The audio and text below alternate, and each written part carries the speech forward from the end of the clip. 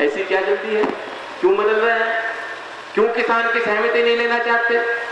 लेकिन कोई केंद्र सरकार का अधिकारी, कोई मंत्री, कोई सांसद वहां उन किसानों में उनके आंसू पोंछने, उनकी बात सुनने, उनका ज्ञापन लेने पहुंचा नहीं। ये अहंकार है। गुजरात में इतना बड़ा आंदोलन हुआ है, महाराष्ट्र में इतना बड़ा आंदोलन आज भी हो रहा है। दलितों में आक्रोश है कि एक एक करके जो घटनाएं हो रही हैं वे भी सड़क पे हैं। हरियाणा में इतनी बड़ी घटना हो गई, इतना बड़ा आंदोलन हुआ, लेकिन केंद्र सरकार बेफिक्र है। कहीं दोष दे देंगे कोर्ट को, कहीं दोष दे देंगे विपक्ष को, लेकिन अभी अपनी कोई जिम्मेदारी नहीं समझी। और इसके ऊपर झूठ।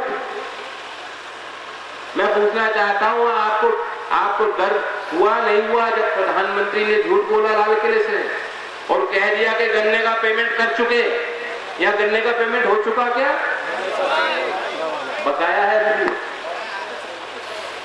सबसे बुरा हाल है मेरठ मंडल का, दूसरे स्थान पर सहारनपुर और फिर मुरादाबाद।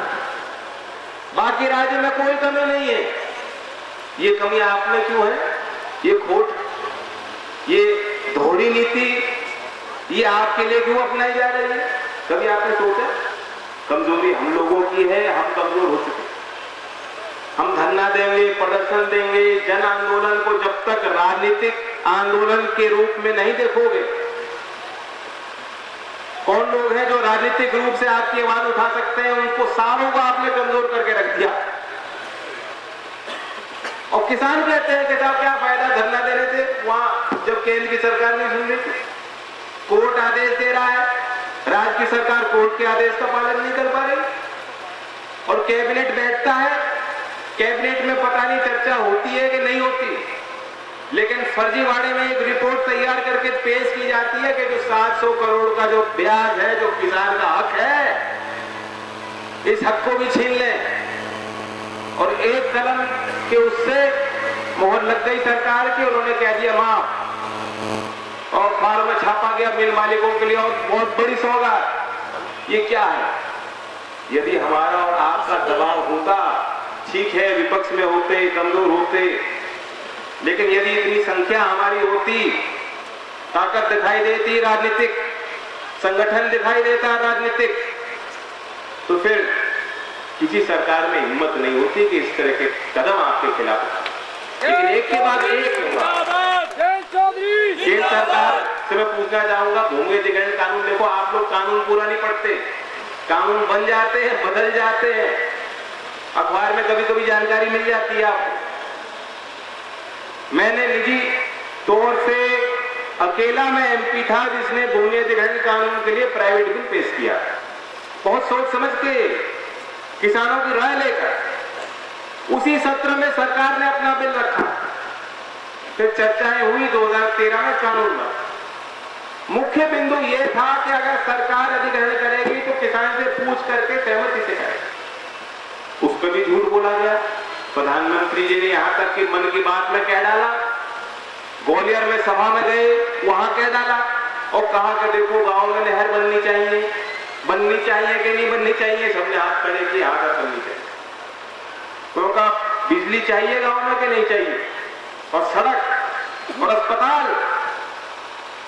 आप ये देखिए कि क्या गांव के लोग, गांव का किसान जिसके हाथ में थोड़ी 2, 3, 4 बीघे की जमीन है, आप उसे बेघर कर देंगे और फिर आप उसी को दोष देंगे कि देश का विकास क्यों नहीं हो रहा, गांव का विकास क्यों नहीं हो रहा, क्योंकि वो जो किसान है वो अपनी जमीन नहीं है। ऐसा नहीं है। जो 2013 में कानून पारित हुआ उसमें भी प्रावधान था, उसमें छूट थी कि अगर केंद्र सरकार इंफ्रास्ट्रक्चर के प्रोजेक्ट के लिए जमीन चाहेगी, ग्रामीण विकास के लिए चाहेगी, नहर के लिए चाहेगी, तो वो जमीन के लिए भी सहमति की आवश्यकता नहीं थी। लेकिन उसको आगे रख करके उनका निशाना कहीं और था। जो उनका निशाना था कि प्राइवेट सेक्टर भी अगर खरीदेगा तो उसकी अनुमति की आवश्यकता नहीं है, तो उनका निशाना कुछ और था और बात कुछ और आगे रख रहे थे और मन की बात में भी झूठ बोला। लेकिन जब जनता का दबाव आया तो पिछड़। लेकिन ये बात की जानकारी आपको नहीं है कि अभी पीछे नहीं हटे। केंद्र सरकार ने राज्य सरकार को छूट दे दी कि आप तय करें कि सहमति चाहिए कि नहीं चाहिए।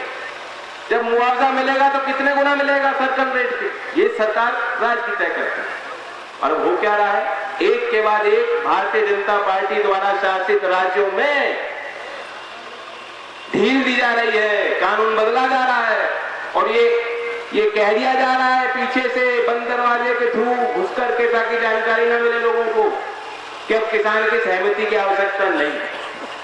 कितनी लूट हुई उत्तर प्रदेश में, गोलियां चली, लाठी खाई, किसानों ने विरोध किया, संघर्ष किया और फिर जाके उसी स्थान पे क्या खड़ा होना चाहते हो?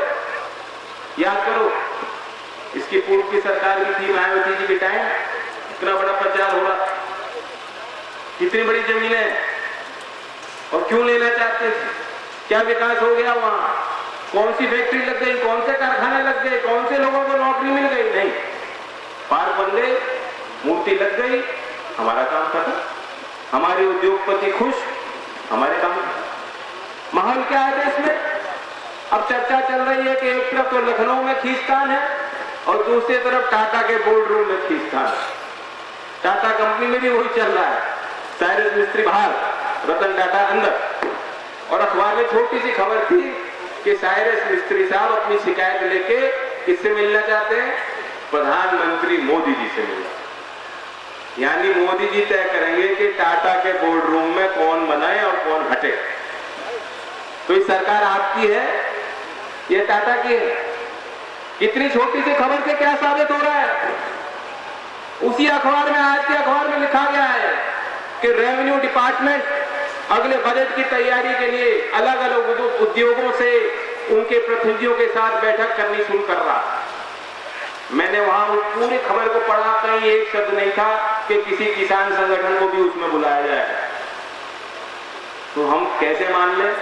सरकार तो सबकी होनी चाहिए। अगर ये सरकार सोचती है कि कुचल करके, दबा करके, बंटवारा करके ही आगे तरक्की का रास्ता है, ये संभव नहीं। जो अध्यक्ष जी बोल रहे थे, आज मुद्दा क्या?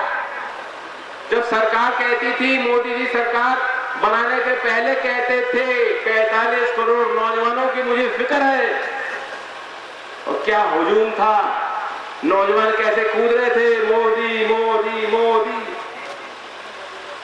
नहीं, उनको लाभ भी मिला, उनका नाम छोटा है तो नारे देने में मजा आता था। और आदमी ये सोच रहा था कि सरकार बने और अपॉइंटमेंट लेटर हमें हाथ में मिले। आदमी सोच रहा था सरकार बने और 15 लाख मिलेंगे।